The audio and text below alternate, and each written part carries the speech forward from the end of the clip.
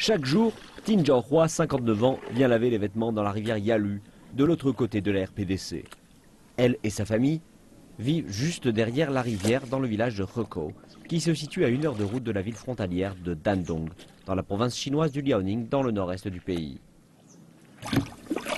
Elle déclare que lorsqu'elle est arrivée ici il y a 30 ans, les villageois étaient plus que curieux de ce qu'il se passait de l'autre côté de la rivière.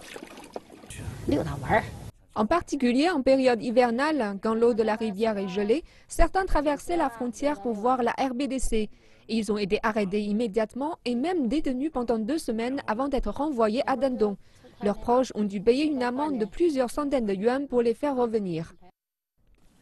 Tin n'a jamais pris le risque de traverser la frontière et selon ses mots, elle et son époux ne veulent pas de problème. Son gendre, cependant, qui s'éloigne de la caméra, s'y est rendu pour faire de la contrebande de riz et d'huile. Désormais, toute la famille gère un commerce de pêche qui est pour eux un choix des plus sûrs. Et comme chaque voisin du village, planter, cueillir et emballer rythme la journée.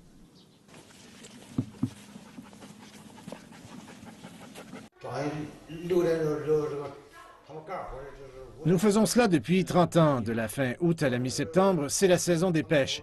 Mon gendre se lève à 5h20 du matin, il va dans les montagnes pour cueillir les pêches que nous avons plantées. Mais ce mode de vie simple et pacifique pourrait à tout moment être interrompu par les tensions actuelles qui impliquent le plus grand et probablement plus dangereux voisin de la famille, la RPDC. Pour être honnête avec vous, notre famille est prête à déménager à chaque instant si une guerre éclate. Et ce ne serait pas une bonne chose.